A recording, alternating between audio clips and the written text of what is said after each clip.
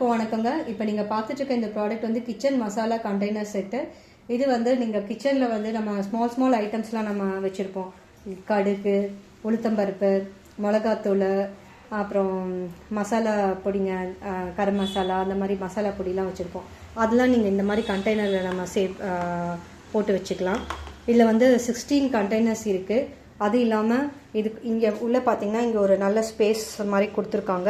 So இந்த ஸ்பேஸில் வந்து நீங்கள் வந்து கத்தி வச்சுக்கலாம், அப்புறம் கரண்டிங்க, இல்லை சிசர்ஸ், பால் பேக்கெட் கட் பண்ணுறதுக்கெலாம் வந்து நீங்கள் பக்கத்துலேயே நம்ம சிசர்ஸ் வச்சுருப்போம். ஸோ அதுக்கெல்லாம் வந்து இது யூஸ்ஃபுல்லாக இருக்கும்னு நினைக்கிறேன்.